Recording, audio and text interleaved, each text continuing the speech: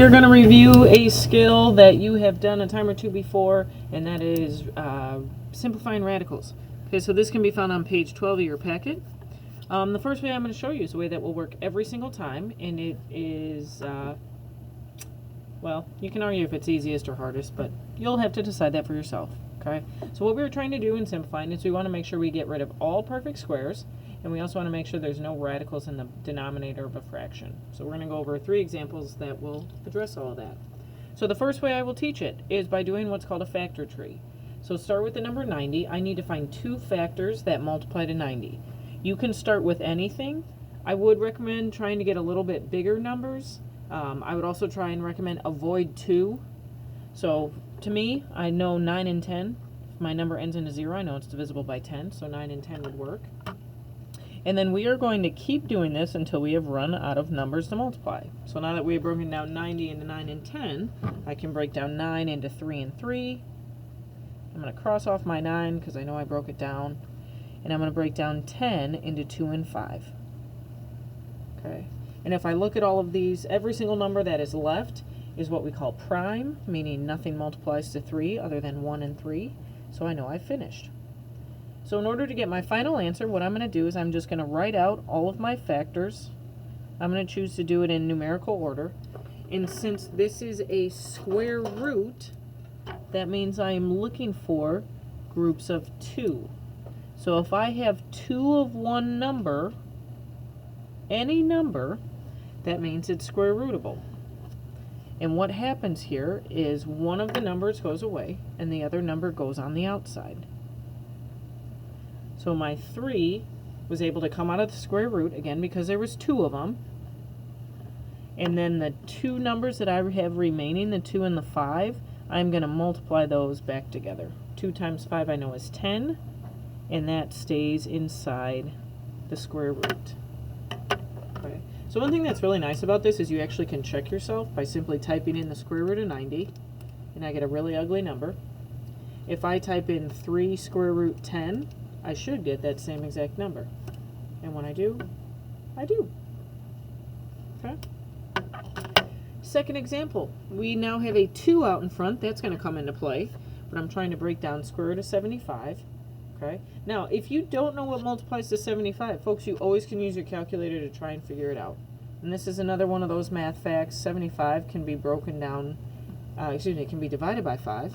If we know a number ends in 5, that means it's divisible by 5. But you can always do guess and check until you find one that works.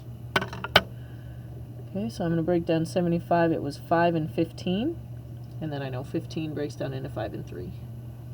And that is it. So I have 3, 5, and 5. So I have a pair of 5s. That worked out nice. Now, since I have that 2 out in front, that 2 is being multiplied by the square root. So when I move the 5 out in front with it, I also am going to multiply that. So 2 times 5 I know is 10.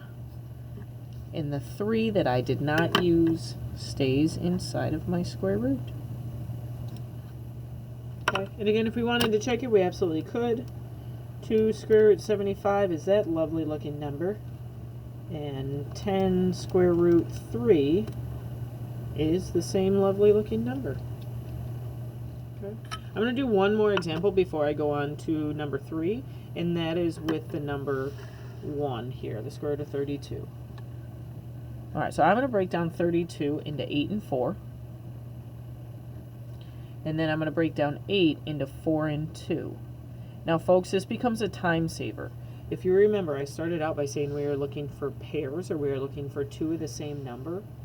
If you recognize you have 2 of the same number as you are going through the factor tree process, you can stop right there and you don't need to break it down anymore. You can just say we have 4, 4, and 2. Which I didn't go in numerical order, I'm sorry, I should have. And then you can pull that 4 straight on out to give you a final answer of 4 root 2. Okay. That is if you recognize it. Now, if you don't recognize it, there's nothing wrong with that. We would just need to keep going. So if I break down, I used 8 and 4. I then can break down 8 into 4 and 2. I can then break down 4 into 2 and 2. And I can also break down my 4 up here into 2 and 2. Okay. And we have a ton of 2's, so let's write it out. I have 1, 2, 3, 4, 5. I have 5 of them. I'm looking for pairs. There's one pair of 2's. There's another pair of 2's. So what happens if we have multiple pairs is both of them would go on in front. So I would have 2. I would have another 2. And then my last 2 that did not have a pair, that stays inside my square root. And then when I go 2 times 2, that just turns into 4. So you see, we end up with the same exact answer as we got when we did it the other way.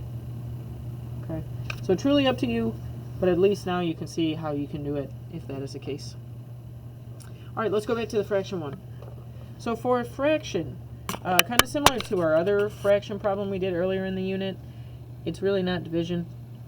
If you're square rooting a fraction, that's the same thing as just square rooting the top and square rooting the bottom. And then let's stop and use those brain cells that we were given. On the bottom, you'll notice I have the square root of 4. Well, folks, that's a perfect square. Square root of 4 is just 2. So that turns into 2. 3 is not a perfect square. 3 does not break down. So it just is going to stay that way. And that is my final answer. Okay. Alright, that is all you need from this video. You can go ahead and finish page 12 and then check your answers with the answer key on Canvas.